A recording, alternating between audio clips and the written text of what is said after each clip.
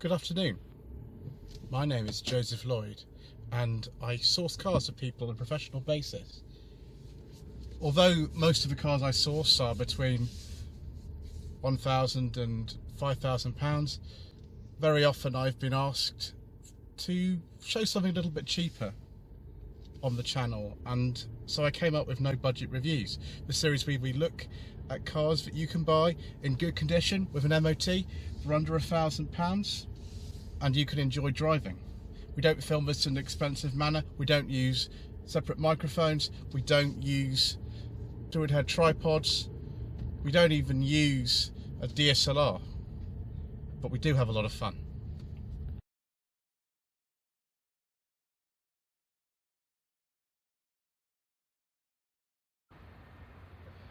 I don't know what it is, viewers, but this morning I woke up and I feel like Citroens are the best cars in the world and that diesel is no longer a forbidden fuel.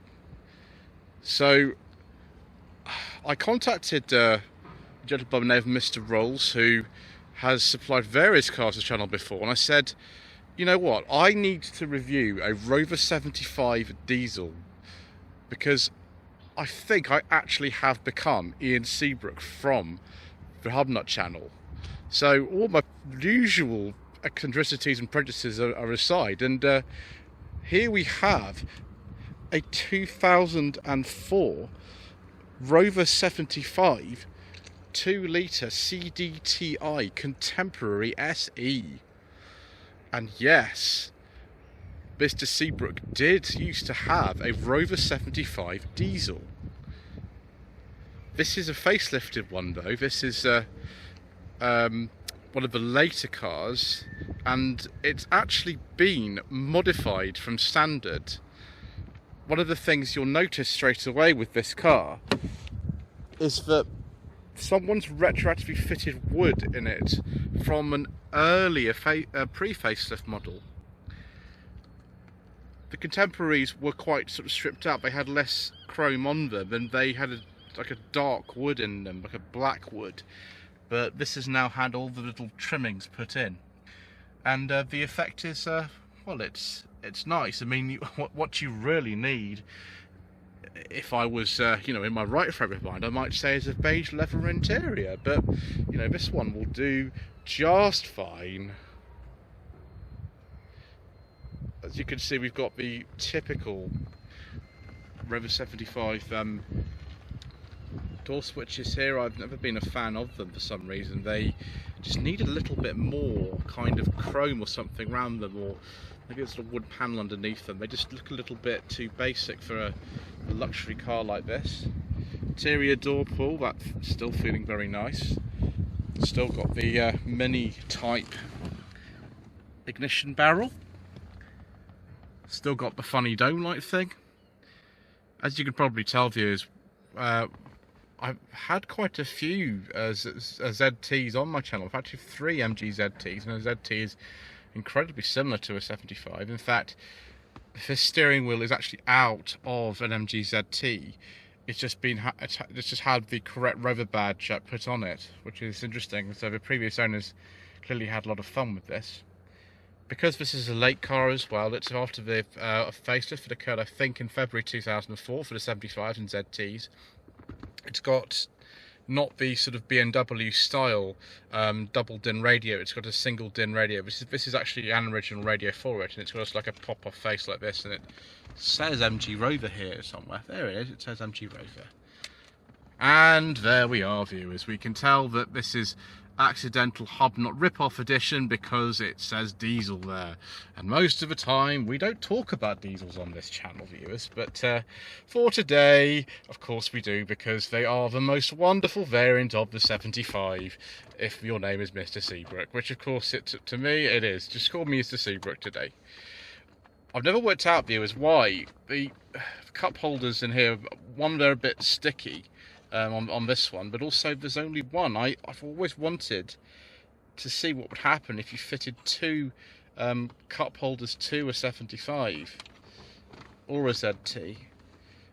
This being the contemporary spec, or contemporary SE I should say, we've got heated leather seats that are electrically powered, dual zone climate control.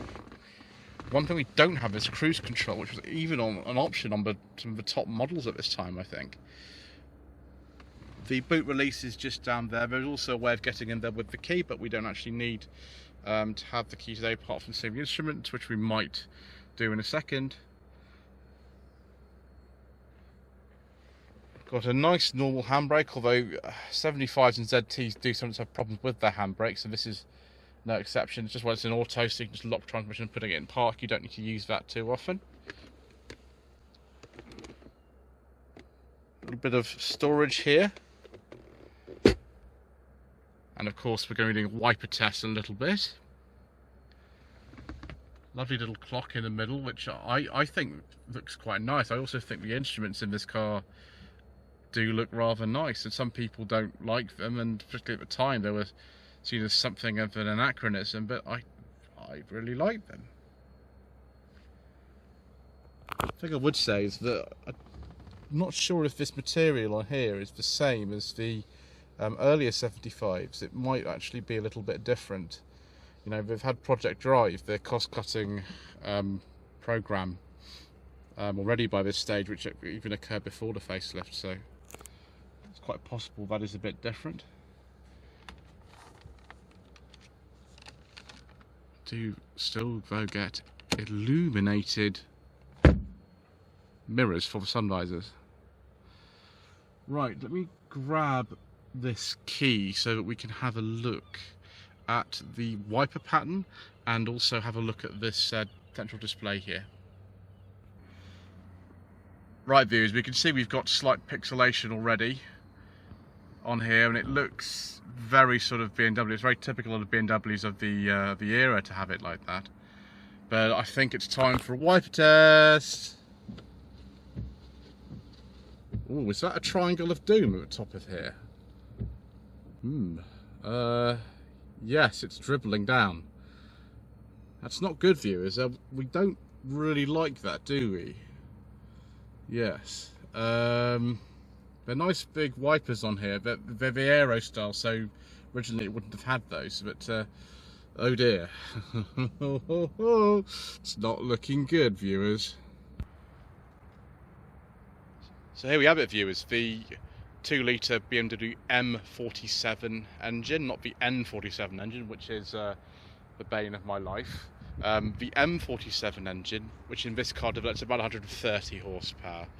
There is a massive plastic cover on this, and very typically with BMW, it's got a square oil filler cap. Well, there's not really a lot to see in here. Most 75s have the expansion tank just down there, from what I understand. It looks very different from something like a 45 engine bay, because there really is no engineering commonality between this and a 45, apart from the fact that they used to use some of the engines and gearboxes. Facelifted 75s are very common for in cloudy headlights. The headlights actually look better on camera than they do in real life, and that's something just to be aware of. The earlier ones don't suffer from this problem. The Rover badges also go a bit dull. Mr Rolls is going to order himself a new one, and even the indicator lens has gone slightly dull.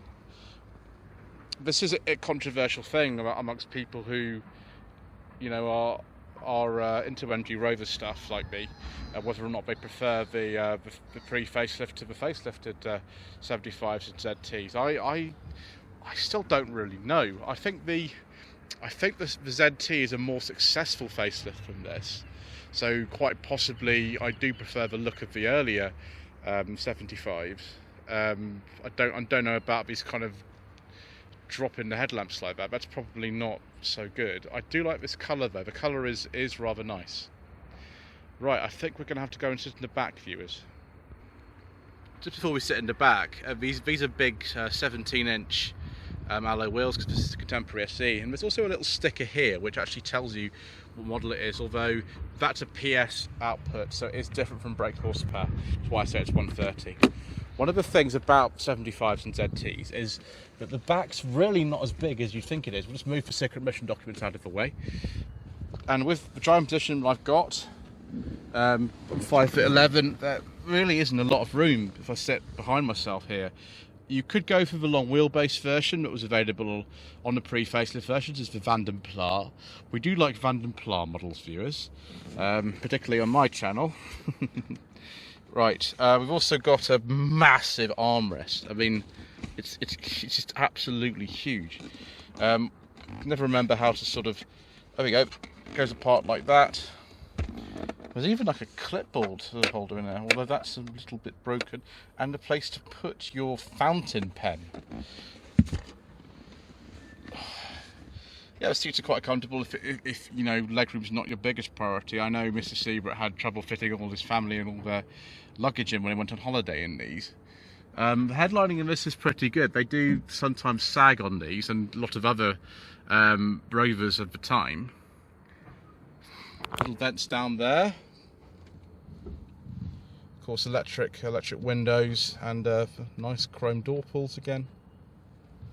It's reasonably alright for headroom. It's not the most commodious I've ever seen. The Tourer would be a little bit better than this, introduced in 2001.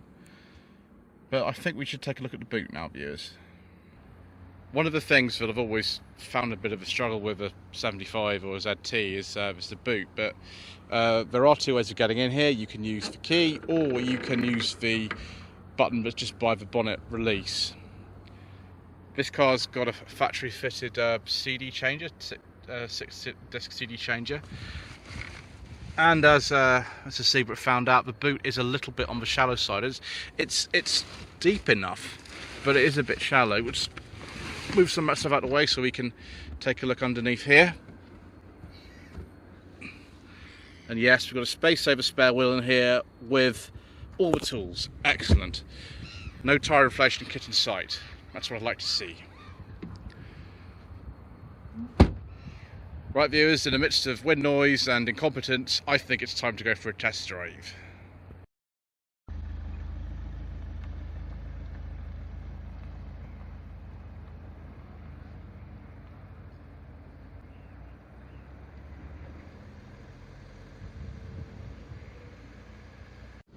Right, viewers, so here we are in the relaxed demeanour of a Rover 75. I've driven a lot of MG ZTs in the past. In fact, I've driven 3 on No Budget Reviews alone, and one of them was on this very road. And although the ride isn't perfect, you can still feel some kind of bumps and undulation if it's a bad road. It is definitely softer than a ZT.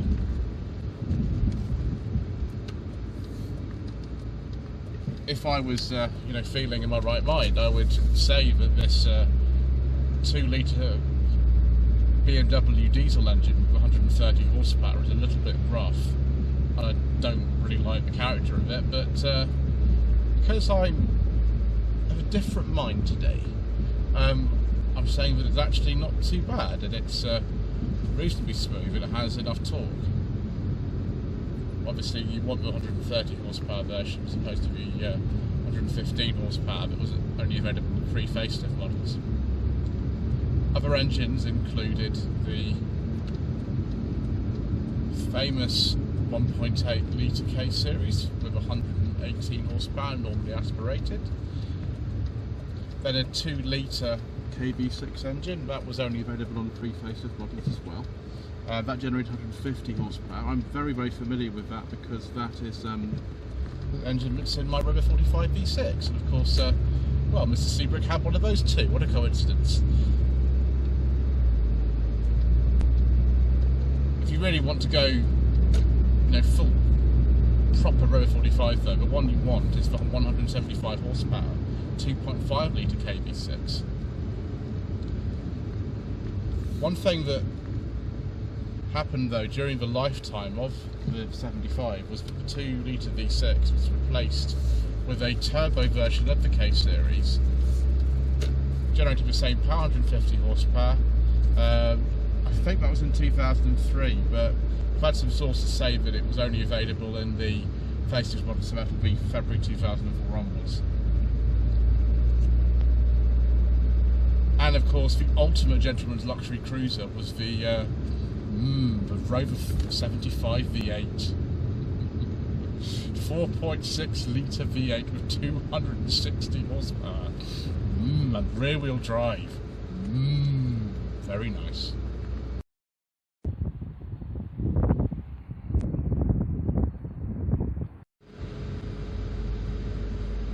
One of the main reasons to buy a 75 is sort of comfort, and the ride, as we've said, is quite soft.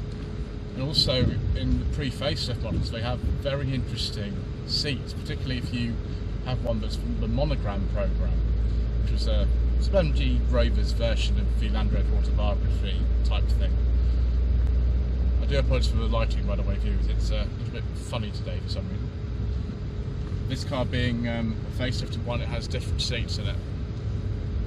It is very easy to drive. It's no problem really. The only thing you're aware of is just how big the car is. I say this car has an interior space similar to a 600, but really the footprint of it is similar to an 800, which is interesting because it actually replaced both of them.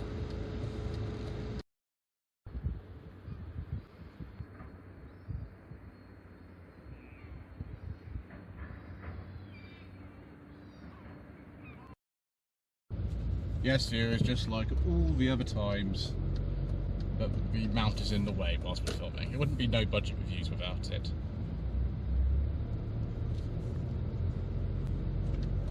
One thing I can really feel with this car is just the level of refinement. I mean, the engine is a bit of a problem, but apart from that, if it had a nice creamy KV6 like the one in Rover 45 in this, it would be perfect. That said though, KV6s do have a lot of problems. You've got to make sure that the 3 timing belts in there have been changed on a regular basis, and that can cost anything from £500 upwards. Also, the plastic thermostat housings frequently just blow out for no reason. You can get a new kit for about £200 from a specialist in Southampton called DSLRs, which is what I've done with a Rover 45. That solves the problem of the thermostat housing exploding, which is really what you want. The other problem on a KV6 engined 75 would be the inlet manifold, which has a variable valve timing component to it, and that also can fail and make a horrible rattling noise. If you're going for a K-series engined one of these, either the turbocharged or normally aspirated version, just wait for this learner in Peugeot 206 to move out of our way, but we're not in any way hurried today because we're in a Rover 75, so we're not hurried today. On those, you need to make sure the cam belt's been changed, probably every about 6 years, at about 70,000 miles, whichever is sort of sooner. It's best really on one of those is to do all changes every 6 months as well. With the head gasket failure issue, yes, it does happen. It's the 1.8 version of it. That's the one which, back in the days, was the most common head gasket failure. Or really, all K-series engines from 1.4 upwards do suffer from that issue. If and when it happens, it might not happen, but if it does happen, what you need to do is fit a good original spec head gasket. A Victor Rhine set is good, or one that's designed for a Lotus Elise, that's also very good. And make sure that someone's not been there before you too many times, because you can only skim ahead really a couple of times before there's not much left to actually do. And if you have somebody who knows what they're doing, maybe a specialist who fixed that head gasket for you, obviously you'll probably be changing the cam belt water protectors whilst you're there anyway, then that can last an awfully long time. You can go 150, 200,000 miles sometimes on a K-series engine without having to do the head gasket if it's done properly. With these, obviously the alternator is a bit of a pain to access. If that goes wrong, timing chain guides can wear out. Sometimes they do burn a bit of oil.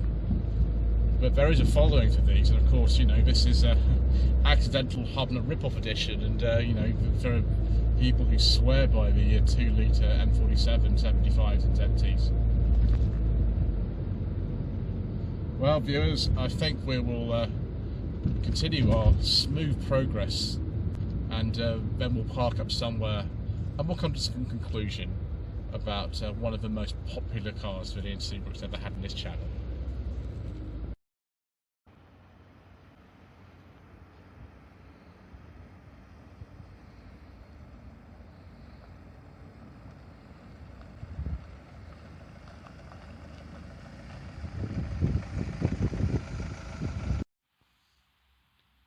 One of the things about a 75 is that it lived on for much longer in its production run in this country, where after April 2005 any cars that were not made by MG Rover, they were made by the administrators. And two companies actually used the design in China, Nanjing Automotive and SAIC. Nanjing made a car called the MG7 that looks like the pre-facelift MG ZT. That was made from 2007 to 2013, and that used 1.8 what's called the N series engine, but was also using the MGTF. That's an improved K series, and also the 2.5 litre KV6. The Rover 750, which came to the market first, which actually looked more like this, a facelift 75, was made by SAIC, and that used what's called the Kavachi engine, which was then used in the MG6, again an improved K series, and again the 2.5 litre KV6. The MG6 actually has the same front subframe as one of these, so it is distantly related to a 75. It's also interesting that they made a long wheelbase version of this, also known as the Van den Pla pre-facelift. So I think the long wheelbase version of the facelifted cars was just known as the limousine.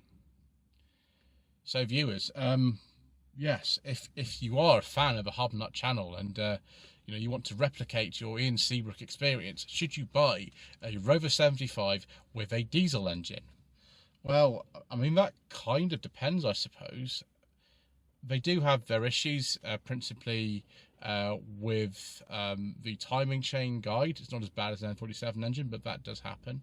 The alternator is a little bit difficult to replace, as you've probably seen. And sometimes the instruments do stop working. I do know of a friend of mine who had a 75 and his fuel gauge just stopped working for no reason. But yes, if you want the authentic experience, then nothing else is going to do. Oh, did I just recommend a forbidden fuel engine car on the channel, viewers?